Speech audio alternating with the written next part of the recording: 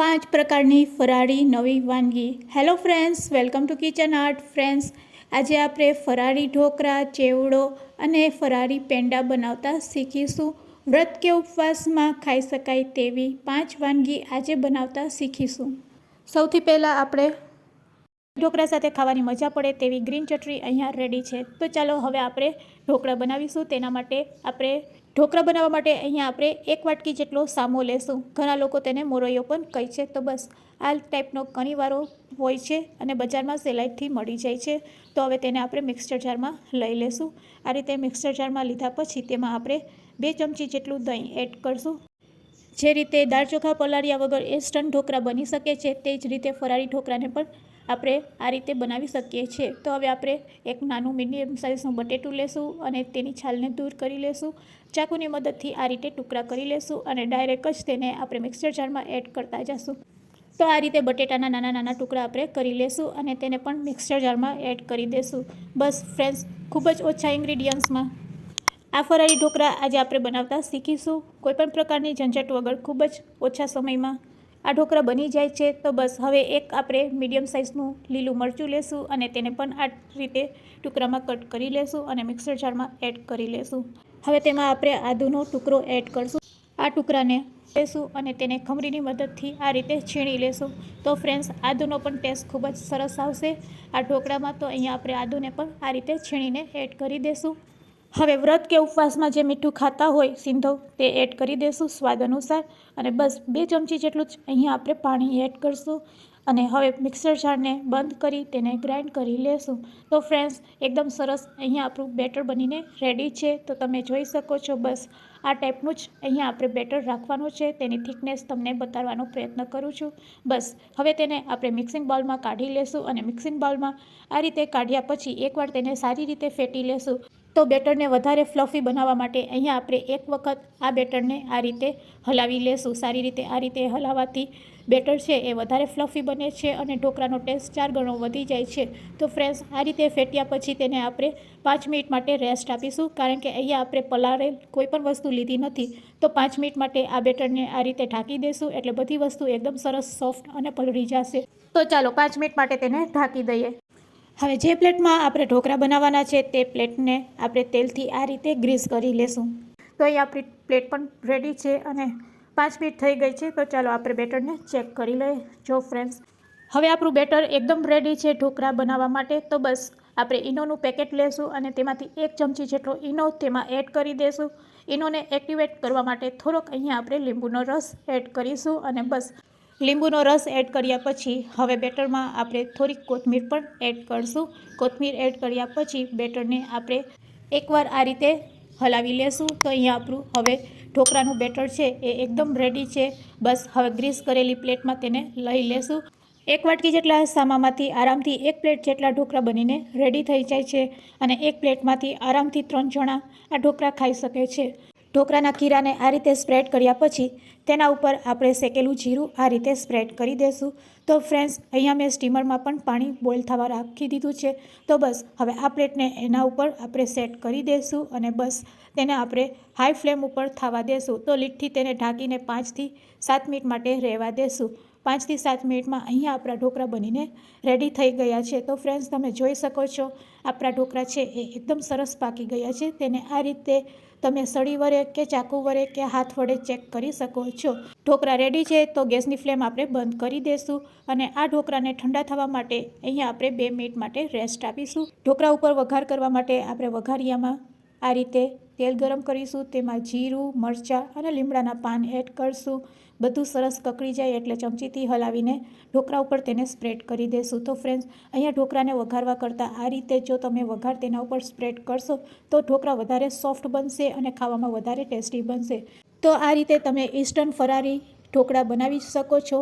ખાટા ઢોકળા બનશે, ખાવામાં ખૂબ જ ટેસ્ટી લાગશે, લાઈવ ઢોકળા કરતાં પણ વધારે ભાવશે। જો એકવાર તમે બનાવશો તો વ્રત કે ઉપવાસ વગર પણ તમે આ ઢોકળા ખાવાની ડિમાન્ડ કરશો। તો ફ્રેન્ડ્સ, આ રીતે વઘાર કર્યા પછી હવે આપણે તેને ચાકુથી કટ કરી લેશું। તો ફ્રેન્ડ્સ, એકદમ સુપર ટેસ્ટી સોફ્ટ ફરાળી ઢોકળા આપણા બનીને રેડી છે। તમે જોઈ શકો છો ખૂબ જ સહેલાઈથી તે પ્લેટમાંથી નીકળી જાય છે અને ફ્રેન્ડ્સ, આ ઢોકળા એટલા સોફ્ટ અને સ્પોન્જી બને છે કે તેને આ રીતે તોડવાથી ખ્યાલ આવી જાય છે. તો અહીંયા હવે આપણા ઢોકળા રેડી છે. ચાલો તેને સર્વિંગ પ્લેટમાં લઈ લઈએ. તો આ રીતે તમે પણ વ્રત કે ઉપવાસમાં તમે ફરાળી ઢોકળા બનાવી શકો છો. હવે ગેસ ચાલુ કર્યા વગર ફક્ત 4 મિનિટમાં 2 પ્રકારના પેંડા બનાવીશું ફરાળ માટે. તો અહીંયા 1 વાટકી જેટલા કાજુના ટુકડા આપણે કરી લેશું અને બસ તેને આપણે મિક્સર જારમાં લઈ લેશું. કાજુના ટુકડાને મિક્સર જારમાં લીધા પછી તેમાં આપણે 3 એલચી એડ કરશું. તો અહીંયા આપણે એલચીને ફોલી અને તેના દાણાને એડ કરી દઈશું. હવે સાથે તેમાં એડ કરીશું ખાંડ. એલચીના દાણા એડ કર્યા પછી તેમાં આપણે 3 ચમચી જેટલી ખાંડ એડ કરશું. મીઠાશ વધારે પસંદ હોય તો 1 ચમચી વધારે પણ એડ કરી શકો છો. તો હવે તેને આપણે ગ્રાઇન્ડ કરી લેશું અને તેનો પાવડર ફોર્મ બનાવીને રેડી કરી લેશું. તેને ગ્રાઇન્ડ કરતી વખતે ખાસ ધ્યાન રાખવાનું કે કાજુમાંથી તેલ છૂટું ન પડે. બસ આ રીતનો પાવડર જ આપણે રેડી કરવાનો છે અને ખૂબ જ ઓછા સમયમાં તે ગ્રાઇન્ડ થઈ જાય છે. બસ આ રીતે પાવડર ફોર્મ રેડી થઈ જાય એટલે આપણે તેને એક પ્લેટમાં કાઢી લેશું. પ્લેટ અથવા તો ડીશમાં આ રીતે કાઢ્યા પછી પેંડાને વધારે ટેસ્ટી બનાવવા માટે અહીંયા આપણે મિલ્ક પાવડરનો ઉપયોગ કરવાના છે. તો અહીંયા આપણે બાઇન્ડિંગ માટે મિલ્ક પાવડરનો ઉપયોગ કરીશું. સાથે નાખીશું 1 ચમચી જેટલું ટોપરાનું એકદમ ઝીણું છીણ. તો ફ્રેન્ડ્સ, હવે પેંડા બનાવવા માટે અહીંયા આપણે આ મિશ્રણમાં દૂધ અથવા તો પાણીનો ઉપયોગ કરીશું. તો અહીંયા મેં અત્યારે દૂધનો ઉપયોગ કરેલો છે. તમે પાણી પણ લઈ શકો છો. બસ અડધી ચમચી અહીંયા આપણે આ મિશ્રણમાં એડ કરશું. એક ધારું પાણી એડ કરશો તો લોટ નરમ થઈ જશે. તો એ વાતનું ખાસ ધ્યાન રાખવાનું. ફક્ત અડધી ચમચી જેટલું જ અહીંયા આપણે આ રીતે દૂધ એડ કરશું અથવા તો પાણી અને એક કઠણ લોટ બાંધી લેશું. જે રીતે અહીંયા આપણે રોટલીનો લોટ બાંધતા હોય તે રીતે બાંધવાનો છે, પણ સહેજ કઠણ રાખીશું. લોટ બાંધતી વખતે જો લોટ તમને સહેજે ઢીલો લાગે તો તમારે બસ 2 ચમચી કાં 1 ચમચી જેટલો મિલ્ક પાવડર એડ કરી દેવાનો અને આ રીતે લોટને આપણે ભેગો કરી લેશું. તો અહીંયા પેંડાનો લોટ સરસ બંધાઈ ગયો છે.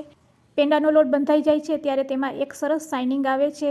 તો ફ્રેન્ડ્સ, અહીંયા આપણે તેલ પણ લગાડવાની જરૂર નહીં પડશે. તેલ અથવા ઘી વગર આ રીતે આપણે તેને પાટલા ઉપર વણી લેશું અને બસ હવે ચાકુની મદદથી આપણે તેના ઉપર આ રીતે કટ લગાડીશું અને બસ તેને આપણે ચાકુથી આ રીતે કટ કરી લેશું. તો ફ્રેન્ડ્સ, પેંડાને આ રીતે કટ કર્યા પછી તમે તેમાં જોઈ શકો છો પેંડા એકદમ સોફ્ટ અને જાળીદાર તૈયાર થયા છે. તો તેને આપણે આ રીતે શેપ આપી દઈશું. હાથેથી આ રીતે શેપ આપ્યા પછી હવે તેના ઉપર આ રીતે આપણે ડિઝાઇન પાડી લેશું. તો અહીંયા આપણા પેંડા સરસ રેડી છે. તો ડિઝાઇન બનાવવા માટે અહીંયા આપણે હેન્ડ બ્લેન્ડરની ચકરીનો ઉપયોગ કરેલો છે. એકદમ સરસ પેંડા અહીંયા આપણા બનીને રેડી છે. તો કાજુમાંથી આ રીતના પેંડા ખૂબ જ ટેસ્ટી લાગે છે, જેને તમે વ્રત કે ઉપવાસમાં ખાઈ શકો છો. તો ફ્રેન્ડ્સ, છે ને એકદમ ઇઝી અને ફક્ત 4 મિનિટમાં બની જતા એવા પેંડા. 1 વાટકી કાજુના ટુકડામાંથી અહીંયા આપણે આરામથી 5 પેંડા બનાવીને રેડી કરી શકીએ છીએ. તો ફ્રેન્ડ્સ, કાજુના પેંડા બનાવી લીધા પછી હવે આપણે તલના પેંડા બનાવતા શીખીશું. તેના માટે પણ આપણે 1 વાટકી જેટલા જ તલ લેશું.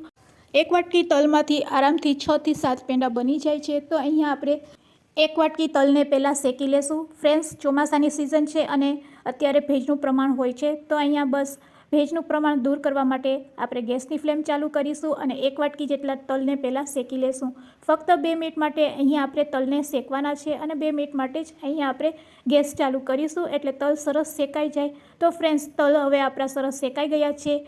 તો આપણે ગેસની ફ્લેમ બંધ કરી દઈશું અને તલને શેકાયા પછી 2 મિનિટ માટે રેસ્ટ આપીશું.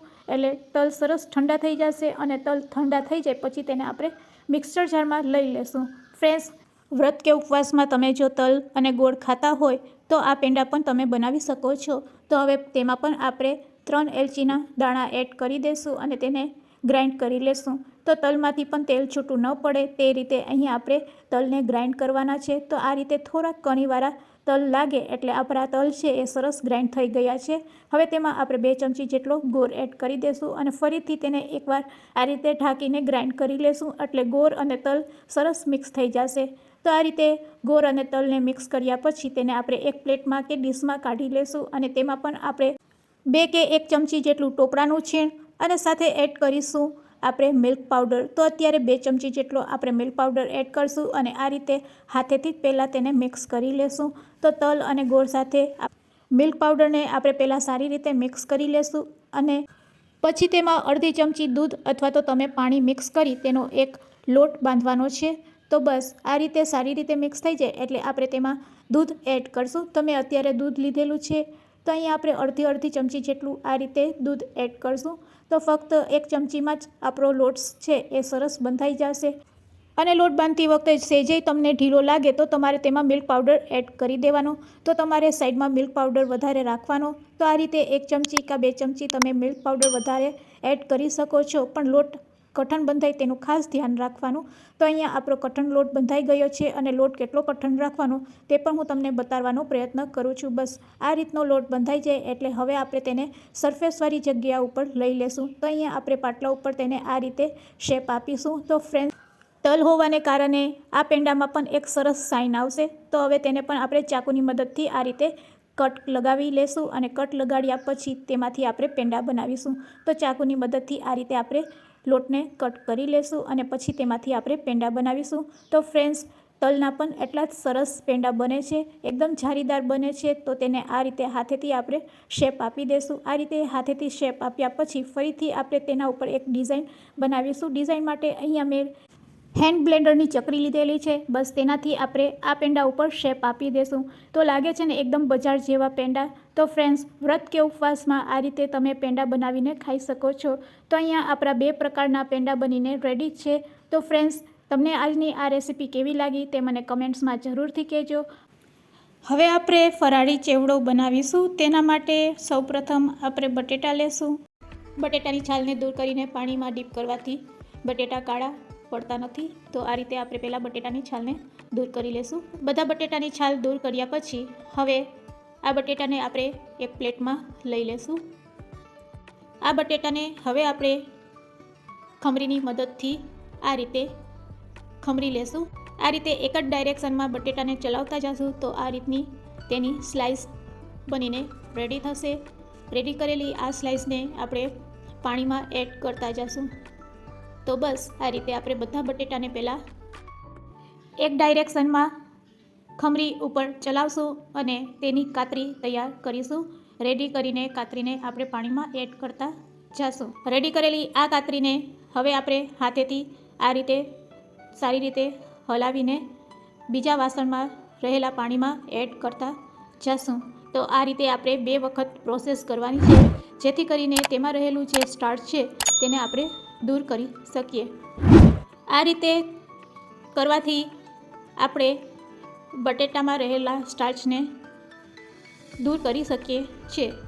તો બસ બીજી વખત તે જ પ્રોસેસ આપણે ફરીથી કરશું અને બીજી વખત જ્યારે આ પ્રોસેસ કરશું ત્યારે બટેટાનું સ્ટાર્ચ ખૂબ જ ઓછા પ્રમાણમાં પાણીમાં દેખાશે.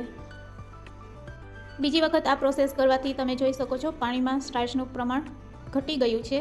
બસ તો આ રીતે 2 વાર ખાસ આપણે કાતરીને ધોઈ લેશું અને પછી તેને કોટનના કપડા ઉપર આ રીતે સ્પ્રેડ કરી દેશું અને પંખા નીચે 10 થી 15 મિનિટ માટે રાખીશું અને કાતરીને આપણે કોરી કરી લેશું. 10 મિનિટ થઈ ગઈ છે. તો હવે ગેસની ફ્લેમ ચાલુ કરી તેલને ગરમ કરીશું. તેલ ગરમ થાય એટલે બટેટાની કાતરીને તેમાં એડ કરી દેશું અને મીડિયમ ટુ લો ફ્લેમ ઉપર તેને આ રીતે જારાની મદદથી તળતા જશું. 2 થી 3 મિનિટમાં આ કાતરી તળાઈને રેડી થઈ જાય છે. તો બસ ખૂબ જ ઇઝી રીતે આપણે આ કાતરીને ખૂબ જ ઓછા તેલમાં આ રીતે તળી લેશું અને તળીને આપણે એક પ્લેટમાં લઈ લેશું. સાથે સાથે 1 વાટકી સિંગદાણા લેશું અને તેને પણ આપણે તળી લેશું. બીમાંથી અવાજ આવે એટલે આપણા બી પણ તળાઈને રેડી કરેલા આ બીને પણ આપણે તેલમાંથી કાઢી લેશું. તે જ રીતે આપણે લીમડાને પણ તળી લેશું અને ગેસની ફ્લેમને બંધ કરી દઈશું. બધી વસ્તુને મિક્સ કરવા માટે એક પ્લેટમાં આપણે તળેલ બટેટાની કાતરી લઈ લેશું અને તેના ઉપર આપણે તળેલ સિંગના બી એડ કરશું. સાથે સાથે લીમડાના પાન તળેલ બધી વસ્તુને આ રીતે એડ કર્યા પછી હવે તેના ઉપર આપણે લાલ મરચું પાવડર એડ કરશું અને જો તમે સિંધવ મીઠું ખાતા હોય તો સિંધવ મીઠું એડ કરવાનું. તો અહીંયા મેં અડધી ચમચી જેટલું સિંધવ મીઠું એડ કરેલ છે અને ચપટીક આપણે મરીનો પાવડર એડ કરીશું. બધી વસ્તુ એડ કર્યા પછી હવે આપણે આ ચેવડાને સારી રીતે હાથેથી મિક્સ કરી લેશું. તો રેડી છે આપણો તીખો ચેવડો.